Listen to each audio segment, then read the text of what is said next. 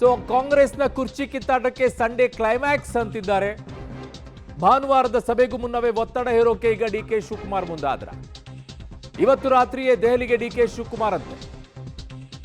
DK ಜೊತೆಗೆ ಸಹೋದರ DK Suresh ಕೂಡ ದೆಹಲಿಗೆ ಹೋಗ್ತಾ ಇದ್ದಾರೆ. ಹೈಕಮಾಂಡ್ ನಾಯಕರ ಭೇಟಿಯನ್ನ ಮಾಡಿ ದಾಳವನ್ನು ಉರುಳಿಸೋಕೆ ಮುಂದಾದ್ರ. ಕುತೂಹಲ ಕೆರಳಿಸ್ತಾ ಇದೆ, ಗದ್ದುಗೆ ಗುದ್ದಾಟ. ಕಾಂಗ್ರೆಸ್ ಕುರ್ಚಿ ಕಿತ್ತಾಟಕ್ಕೆ ಸಂಡೇ ಕ್ಲೈಮ್ಯಾಕ್ಸ್ ಚಾನ್ಸೇ ಇಲ್ಲ ಅಂತ ಕಾಣುತ್ತೆ. ಆದ್ರೂ ಕೂಡ ಒಂದಿಷ್ಟು ಪ್ರಯತ್ನಗಳು ಈಗ ಹೈಕಮಾಂಡ್ ನಿಂದ ನಡೀತಾ ಇದೆ. ಕಾರಣ ಇಬ್ಬರನ್ನ ಕೂಡ ಮನವೊಲಿಸುವಂತ ಪ್ರಯತ್ನಗಳು ಆಗಬೇಕಾಗಿದೆ. ಇಬ್ಬರನ್ನು ಕೂಡ ಮನವೊಲಿಸಬೇಕು. ಸಿದ್ದರಾಮಯ್ಯನವ್ರನ್ನ ಕುರ್ಚಿಯಿಂದ ಕೆಳಗಿಳಿಸಿದ್ರೆ ಯಾಕೆ ಅನ್ನುವಂತ ಉತ್ತರವನ್ನ ಕೊಡಬೇಕಾಗತ್ತೆ. Definitely I'll go to Delhi because see, Delhi is our temple. Delhi is our temple. We have to go there. All of us are without Delhi, nothing can go. Congress party is a party with a big history and always Delhi will guide us.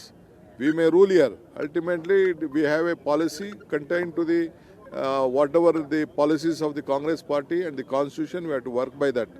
So we will go to Delhi whenever they call me and the party leaders, including my chief minister, we will go there.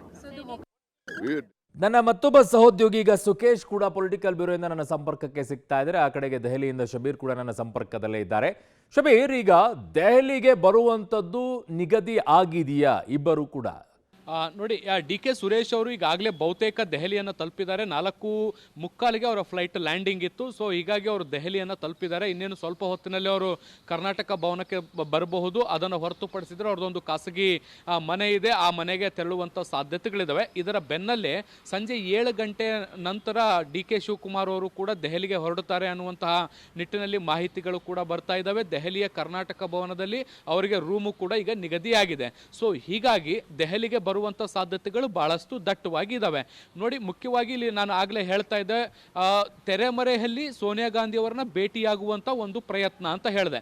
ಭಾನುವಾರ ಈ ಒಂದು ಸಭೆಯನ್ನ ನಿಗದಿ ಮಾಡಿರುವಂಥದ್ದು. ಭಾನುವಾರಕ್ಕಿಂತ ಮುಂಚೆ ಅಂದ್ರೆ ಸೋನಿಯಾ ಗಾಂಧಿ ಅವರು ಇತರೆ ಹೈಕಮಾಂಡ್ ನಾಯಕರನ್ನ ಭೇಟಿಯಾಗಿ ಮಾತುಕತೆ ನಡೆಸೋಕ್ಕಿಂತ ಮುಂಚೆ ಒಮ್ಮೆ ಸಾಧ್ಯವಾದರೆ ಸೋನಿಯಾ ಗಾಂಧಿ ಅವರನ್ನ ಭೇಟಿಯಾಗಿ ಮಾತುಕತೆಯನ್ನು ನಡೆಸಬೇಕು. ಮತ್ತೆ ತಮ್ಮ ಇಚ್ಛೆಗಳೇನಿದಾವೆ ಅಥವಾ ತಮ್ಮ ಒಂದಷ್ಟು ಬೇಡಿಕೆಗಳೇನಿದಾವೆ ಅವುಗಳನ್ನ ಅವ್ರ ಮುಂದೆ ಹೇಳಬೇಕು ಅನ್ನುವಂಥ ನಿಟ್ಟಿನಲ್ಲಿ ಪ್ರಯತ್ನವನ್ನ ಮಾಡ್ತಿದ್ದಾರೆ.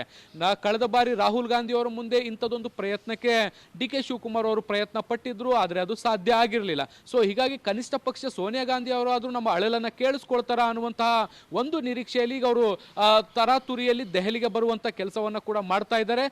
7 ಗಂಟೆಗೆ ಡಿ ಕೆ ಶಿವಕುಮಾರ್ ಅವರು ಹೊರಡಬೇಕಾಗಿದೆ. ಸೊ ಹೀಗಾಗಿ ಅವರು ಹೊರಡ್ತಾರ ಇಲ್ವಾ ಅನ್ನುವಂಥದ್ದು ಇನ್ನು ಕೂಡ ಕಾದ್ ನೋಡಬೇಕು. ಆದ್ರೆ ಸುರೇಶ್ ಅವರು ಮಾತ್ರ ಈಗಾಗಲೇ ದೆಹಲಿಯನ್ನು ತಲುಪಿದ್ದಾರೆ. ಸೊ ಹೀಗಾಗಿ ತೆರೆಮರೆಯಲ್ಲಿ ಒಂದು ಕಡೆ ಸೋನಿಯಾ ಗಾಂಧಿ ಸೇರಿದಂತೆ ಬೇರೆ ಬೇರೆ ವರಿಷ್ಠರು ಪ್ರಮುಖರು ಯಾರಾದರೂ ಸಿಕ್ಕರೆ ಅವರನ್ನ ಮಾತನಾಡಿಸುವಂತ ಪ್ರಯತ್ನಗಳು ಮತ್ತೆ ತಮ್ಮ ಬೇಡಿಕೆಗಳು ಅಥವಾ ತಮ್ಮ ನಿಲುವುಗಳೇನು ಅನ್ನುವಂಥದ್ದನ್ನು ಸ್ಪಷ್ಟಪಡಿಸುವಂತ ಒಂದು ಪ್ರಯತ್ನದ ಭಾಗವೂ ಕೂಡ ಈ ಒಂದು ಪ್ರವಾಸ ಆಗಬಹುದು.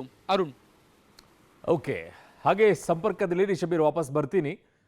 ಸೊ ಕಾಂಗ್ರೆಸ್ನ ಕುರ್ಚಿ ಕಿತ್ತಾಟಕ್ಕೆ ಈಗ ಸಂಡೇ ಕ್ಲೈಮ್ಯಾಕ್ಸ್ ಆಗುತ್ತಾ ಅನ್ನುವಂಥ ವಿಚಾರಕ್ಕೆ ನನ್ನ ಮತ್ತೊಬ್ಬ ಸಹೋದ್ಯೋಗಿ ಸುಕೇಶ್ರಿಂದ ಮಾಹಿತಿಯನ್ನು ಪಡ್ಕೊಳ್ಳೋಣ. ಸುಕೇಶ್, ಇದು ಒಂದು ರೀತಿಯಾಗಿ ಅಷ್ಟೊಂದು ಹೇಳುವಷ್ಟರ ಮಟ್ಟಿಗೆ ಸುಲಭವಾಗುತ್ತಾ? ಸಂಡೇ ಎಲ್ಲರನ್ನೂ ಕರೆದುಬಿಟ್ಟು ಅವರೊಂದಿಷ್ಟು ಡಿಸೈಡ್ ಮಾಡಿಬಿಟ್ಟು ಕರೆದು ಮಾತುಕತೆಯನ್ನು ಮಾಡಿಬಿಟ್ಟು ಹೂನ್ರಪ್ಪ ಬದಲಾವಣೆ ಆಗೋದಾದ್ರೆ ನೀವಾಗಿ ನೀವು ಬಿಟ್ಕೊಡಿ ಅಂತಂದ್ಬಿಟ್ರೆ ಕೇಳುವಂತಹ ಪರಿಸ್ಥಿತಿಯಲ್ಲಿ ಇಬ್ಬರೂ ಇದ್ದಾರಾ ಅಂತ? ಅರುಣ್, ಖಂಡಿತ ಇದು ಸಂಡೇ ಕ್ಲೈಮ್ಯಾಕ್ಸ್ ಅಂತ ಹೇಳಲಿಕ್ಕೆ ಸಾಧ್ಯ ಇಲ್ಲ. ಇನ್ ಕೇಸು ಸಂಡೇ ಇವರ ಸಭೆಯ ನಂತರ ಏನಾದರೂ CM DCM ಇಬ್ಬರನ್ನು ಕರೆದು ಮಾತನಾಡೋಕ್ಕೆ ಅವತ್ತೇ ಸಮಯವನ್ನು ಕೊಟ್ಟರೂ ಕೂಡ ಒಂದು ಪ್ರಮುಖವಾದ ಬೆಳವಣಿಗೆಗಷ್ಟೇ ಅದು ಸಾಕ್ಷಿ ಆಗ್ಬೋದು ಅಂತ ಅನಿಸುತ್ತೆ. ಯಾಕಂದರೆ ಇಬ್ಬರು ಮನಸ್ಸಲ್ಲಿ ಏನಿದೆ ಅನ್ನೋದು ಕೂಡ ಪ್ರಮುಖವಾಗುತ್ತೆ. CM ಏನು ಅಭಿಪ್ರಾಯವನ್ನು ವ್ಯಕ್ತಪಡಿಸ್ತಾರೆ, DCM ಏನನ್ನ ಕೇಳ್ತಾರೆ, ಪವರ್ ಶೇರಿಂಗ್ ಹಿಂದೆ ಆಗಿತ್ತಾ ಆಗಿಲ್ವಾ, ಅಥವಾ ಪವರ್ ಶೇರಿಂಗ್ನ ಮಾತುಕತೆ ಆಗಿದ್ದೇ ಸತ್ಯ ಅನ್ನೋದಾದರೆ ಸಹಜವಾಗಿ CM ಒತ್ತಡಕ್ಕೆ ಸಿಲುಕ್ಬೋದು. ಪವರ್ ಶೇರಿಂಗ್ನ ಮಾತುಕತೆ ಆಗಿಲ್ಲ, ಅದು ಕೇವಲ ಊಹಾಪೋಹ ಅಂದರೆ ಅದು ಕೂಡ ಅಲ್ಲೇ ಖಚಿತವಾಗಿ ಹೋದರೆ ಸಹಜವಾಗಿ DCM ಅವರು ಒತ್ತಡಕ್ಕೆ ಸಿಲುಕ್ಬೋದು. ಆದರೆ ಆಗಿದೆ ಅನ್ನುವಂಥ ಚರ್ಚೆ ಕಾಂಗ್ರೆಸ್ನಲ್ಲಿ ಇರುವಂಥದ್ದು. ಅದೆಲ್ಲದರ ಬಗ್ಗೆ ಸತ್ಯ ಗೊತ್ತಿರುವಂಥದ್ದು ಕಾಂಗ್ರೆಸ್ ಹೈಕಮಾಂಡ್ ಸೇರಿದಂತೆ 5-6 ಜನರಿಗೆ ಮಾತ್ರ. ಆ 5-6 ಜನರ ಸಮ್ಮುಖದಲ್ಲೇ ಆಗೋದ್ರಿಂದ ಮಾತುಕತೆ ಸಹಜವಾಗಿ ಎಲ್ಲವೂ ಕೂಡ ಅಲ್ಲಿ ಬಹಿರಂಗವಾಗುತ್ತೆ. ಆದರೆ ಒಂದು ಕನ್ಕ್ಲೂಡ್ ಮಾಡಬೇಕು, ಕ್ಲೈಮ್ಯಾಕ್ಸಿಗೆ ತರಬೇಕು ಅನ್ನುವಂಥ ತೀರ್ಮಾನವಂತೂ ಮಾಡ್ತಾರೆ. ಆ ಕ್ಲೈಮ್ಯಾಕ್ಸು ಏನೇ ಆಗಿರ್ಬೋದು ಅದು ಅಷ್ಟು ಸುಲಭನಾ ಅನ್ನುವಂಥದ್ದು ಪ್ರಶ್ನೆ. ಯಾಕಂದರೆ CM ಆಗಲಿ DCM ಆಗಲಿ ಸುಲಭದ ಪಟ್ಟಿಗೆ ಒಪ್ತಾರಾ ಅಥವಾ ತಮ್ಮದೇ ಆದ ಆಪ್ಷನ್ಗಳನ್ನ ಮುಂದೆ ಇಡ್ತಾರಾ, ಆ ಆಪ್ಷನ್ ಮೇಲೆ ಎಲ್ಲವೂ ನಿರ್ಧಾರ ಆಗುತ್ತಾ, ಹೀಗೆ ಎಲ್ಲವೂ ಕೂಡ ಚರ್ಚೆ ಆಗ್ತಾ ಹೋಗುತ್ತೆ. ಅದು ಸಾಕಷ್ಟು ಸಮಯವನ್ನು ತೆಗೆದುಕೊಳ್ಳುತ್ತೆ. ಹಾಗಾಗಿ ಇನ್ನೊಂದು ದಿನವನ್ನು ಕೂಡ ನಿಗದಿಪಡಿಸಿದ್ರು ಕೂಡ ಅಚ್ಚರಿ ಪಡಬೇಕಾಗಿಲ್ಲ.